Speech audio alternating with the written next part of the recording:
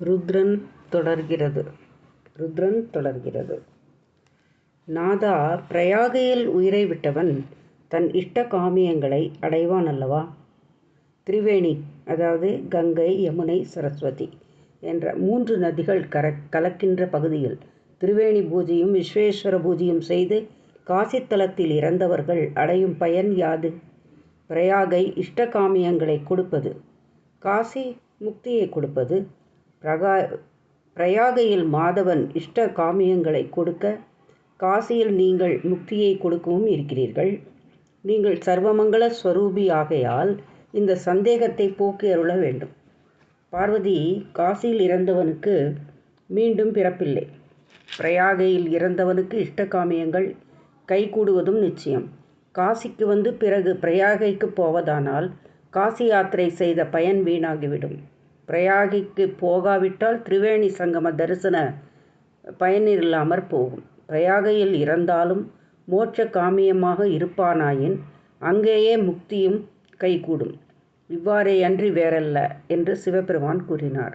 பார்வதி தேவி மகிழ்ச்சி அடைந்தாள். அது முதல் சிவபெருமான் விஸ்வநாதர் என்ற பெயருடன் பார்வதி பிரமதகண சகிதமாக காசித்தலத்தில் எழுந்தருளி இருக்கிறார்.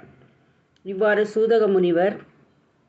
சூதமா முனிவர் சிவபெருமான் காசியில் இடைவிடாமல் எழுந்து அருளிப்பதற்கான காரணத்தை முனிவர்களுக்கு சொன்னார். உடனே நைமிசாரண்ய முனிவர்கள், குருமகானே, மேலும் மேலும் சிவ சரிதங்களை நீங்கள் சொல்ல நாங்கள் கேட்க ஆவலோடு இருக்கிறோம் என்றார்கள். நல்லது, சகல பாபங்களையும் போக்கடிக்கும் திரையம்பகேஸ்வர பிரபாவத்தை சொல்கிறேன் என்றார். முனிவர்களே, பூர்வகத்தில் கௌதம முனிவர் என்ற சிறந்த தவ முனிவர் ஒருவர் தன் மனைவியான அகல்யை என்ற மகா பதிவிரதையுடன் தென்னாட்டில் பிரமகிரியில் 10,000 ஆண்டுகள் அகண்டமான அருந்தவம் ஒன்றை செய்து கொண்டிருந்தார். அப்போது பிராணிகள் எல்லாம் துன்புற வேண்டிய பெரும் பஞ்சம் ஒன்று 100 ஆண்டுகள் அளவு உண்டாயிற்று. அதனால் உலகத்தில் இருந்த மரங்கள் உலர்ந்து பட்டு போயின. உயிரினங்களின் பல உயிர் பிழைக்கத்தக்க தண்ணீர் இல்லாமல் வறண்டு மடிந்தன. முனிவர்கள், பொதுமக்கள், பசுக்கள், விலங்குகள் பற்பல இடங்களுக்கு ஓடி பரவின. பிரம்ம ரிஷிகள் பிராணாயாமம் முதலிய யோக நிஷ்டையில் இருந்து காலம் கழித்து வந்தார்கள். அப்போது கௌதமர் பிராணாயாமத்தில் இருந்து வருண பகவானை பிரார்த்திக்க, அவரது தவத்துக்கு இணங்கிய வருண பகவான் அவர் முன்னால் தோன்றி, உமக்கு வேண்டிய வரம் என்ன என்றார். உலகம் முழுமையும் துன்புறும்படி தோன்றியுள்ள மழை இன்மையை ஒழித்து யாவரும் சுகமடையும்படி மழை பொழிய செய்ய வேண்டும் என்றார். அதற்கு வருண பகவான், முனிவரே, ஈஸ்வராக்ஞையை விரோதித்து நடக்க பிரம்ம இந்திராதி தேவர்களாலும் இயலாதல்லவா? ஆகையினால் நான் இதனை செய்வதற்கில்லை. நீர் வேறு ஏதாயினும் வரம் கேள், அதை கொடுக்கிறேன் என்றார். அதற்கு கௌதம முனிவர், வருண பகவானே, என் விஷயத்தில் வரம் கொடுக்க தயவு இருக்குமானால் நான் சொல்கிறேன். உலகத்தில் மகாத்மாக்களை ஆசிரயித்தவர்களுக்கு பெருமை உண்டாகும். மகாத்மாக்களோ பிறருக்கு உற்ற துன்பங்களை விசாரிப்பார்களே தவிர சாமானியர்கள் விசாரிக்க மாட்டார்கள். சூரியனை கண்டவுடனேயே இருள் ஒழிவது போல மகாத்மாக்களை தரிசித்த உடனேயே தரித்திரம் தூர விலகும். துக்கம், சோகம், பாபம், பயம் முதலியன யாவும் நீங்கி சிறப்பான நன்மைகளும் உண்டாகும். சாமானிய மனிதரை தரிசித்தால் அதற்கேற்ற பயன்களே கிடைக்கும். நரியை அது இருக்கும் இடத்தில் சந்தித்தால் எலும்புகள் தான் கிடைக்கும். சிங்கத்தை அது இருக்கும் இடத்தில் சந்தித்தால் முத்துக்கள் கிடைக்கும். உத்தமர்கள் பிறர் துன்பத்தை நீக்குவதையே இயல்பாக கொண்டவர்கள். தமக்கு உண்டான துன்பங்களை பாராட்டாது பிறருக்கு உதவி செய்பவர்கள் அவர்களே. கற்பக விருஷமும் சஜ்ஜனரும் ஒரே சுபாவம் உடையவர்கள். விருட்சம், பொன், சந்தனம் போன்றவை தாம் துன்புற்றாலும் பிறருக்கு பயன் தருவது போல தாம் கஷ்டப்பட்டாயினும் பிறருக்கு உதவி செய்ய வல்லவர்கள் உம்மை போன்ற பலர் இருக்கிறார்கள். துக்கத்தால் வருந்துவோனுடைய துக்கத்தை போக்கச் செய்வது, அவ்வாறு போக்கடிப்பவருக்கே சுகம் தருவதாகும். பரோபகாரம் செய்பவன் சிறிதே பாபமுடையவன் என்றும், அவனை கண்டு விலகிச் செல்பவன் பாபமுடையவனே என்றும் ஸ்ருதிகள் சொல்லுகின்றன. இந்த பூமியானது அண்டசம், ஸ்வேதசம், உத்பீசம், சராயுசம் என்ற 4 விதமான பிராணிகளால் நிறைந்துள்ளது. இந்நான்கு வகை தோற்றங்களில் யாவர் தயை உடையவரோ, யாவர் மமதை அற்றவரோ, யாவர் ஜிதேந்திரியராய் உபகாரம் செய்வாரோ, யாவர் எப்போதும் யவ்வனம் உடையவரோ அத்தகைய புண்ணியர்களாலேயே பூமி தாங்கப்பட்டிருக்கின்றதே ஒழிய ஆதிசேஷன் ஒருவனாலேயே தாங்கப்பட்டிருக்கிறது என்று நினைக்க வேண்டாம். வருணதேவரே, ஜகம் முழுவதற்கும் நீரே பிரபுவாக இருப்பவர். உலகம் முழுவதும் வடிவம். ஆகையால் விளைவுத் தொழில் செய்வதற்கு உரிய மழை நீர் போன்ற சம்பூரணமான ஜலத்தை நீரே கொடுக்க வேண்டும் என்று மகரிஷி வேண்டினார். வருண பகவான் அவரை பார்த்து நீர் ஒரு குளம் எடுக்க வேண்டும் என்று கூற அவ்வாறே கௌதமரும் செய்தார். அந்த குளம் நீர் நிறைந்து விளங்கியது. அப்போது வருணதேவன், இது எப்பொழுதும் குறையாத நீர்மயமாக இருக்கவும், சகல தீர்த்தங்களிலும் உத்தமமானதாக இருக்கவும், பெயரால் புகழ் பெறவும் இங்கு தினமும் ஓமம், ஜபம், ஸ்ரார்த்தம் முதலியன செய்தால் ஒன்று பலவாறாகவும் பெருகவும் வரம் தருகிறேன் என்று வருணதேவன் கூறிவிட்டு கௌதமர் போற்ற மறைந்தார்.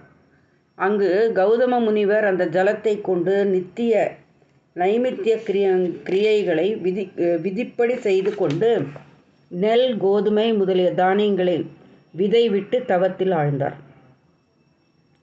அவை விளைந்து பயனளித்தன. மரங்கள் பூத்து காய்த்து பழுத்தன. அங்கு விளைந்த தானியங்கள் பெரும் குவியல்களாக சேர்த்து வைக்கப்பட்டன. இவ்வாறு கௌதம முனிவருடைய ஆசிரமம் சேமமாக இருப்பதை தம் சீடர்கள் மூலம் அறிந்த வேறு பல தவ முனிவர்கள் யாவரும் கௌதமரின் விருப்பத்திற்கு இணங்க அங்கே தம் கூட்டத்தாருடன் வந்து சேர்ந்தார்கள்.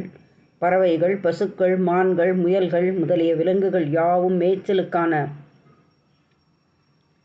நீரும் கிடைப்பது கண்டு, புல்களையும் நீரும் கிடைப்பது கண்டு அங்கு வந்து சேர்ந்தன.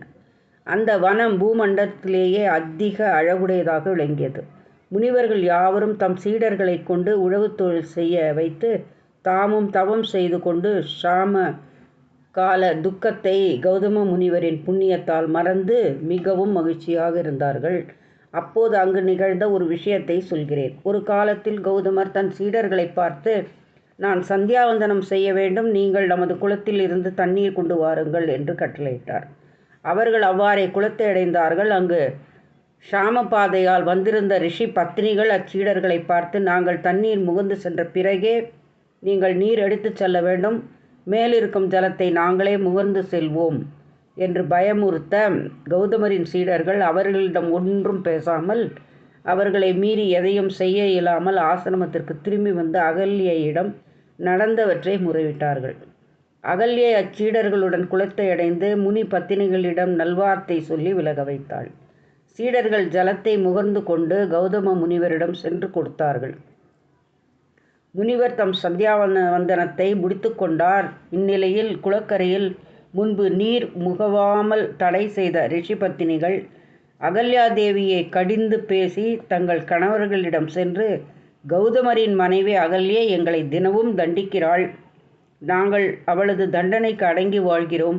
நமக்கு இருக்க இடமில்லாமல் இங்கு வந்திருப்பதால் தான் இவ்வாறு நடந்ததே அன்றி வேறல்ல. உலகத்தில் பெண்களுக்கு பொய் சொல்லுதல், மாயை, பிடிவாதம், அதிலோபம், பரிசுத்தமின்மை, தயையின்மை முதலியன இயல்பான தோஷங்கள். நமக்கு கௌரவம் இல்லையா? எங்களை அகல்யா கோபிப்பதும் நாங்கள் அவளுக்கு அடங்கி நடப்பதும் எதற்கு? இது என்ன பிழைப்பு என்று பலவாறாக சொன்னார்கள். இதற்கு முனிவர்கள், ஐயோ, அந்த அகல்யை மகா பதிவிரதையாயிற்றே, அவள் இப்படி சொல்லியிருக்கக்கூடுமா? இவர்களிடத்தில் ஏதேனும் தோஷம் கண்டு ஒருவேளை இவ்வாறு சொல்லியிருக்கக்கூடுமோ? நாம் அவர்கள் ஆசிரமத்தில் இருந்து ஜீவிக்கின்றோமே, நாம் அந்த அகல்யையின் கிரகத்தில் இருந்து ஜீவித்து வருகிற போது அப்பதிவிரதையை குற்றம் சொல்வது நம்மையே குற்றம் உள்ளவர்கள் ஆக்கும் என்று தமக்குள் தாமே கருத்தினார்கள்.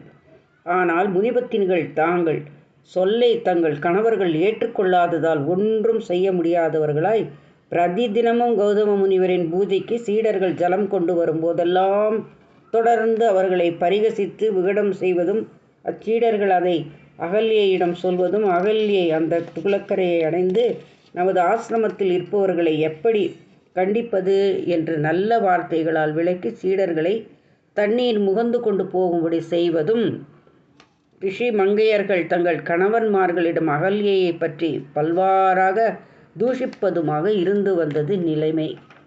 நன்றி, வணக்கம். தொடரும்.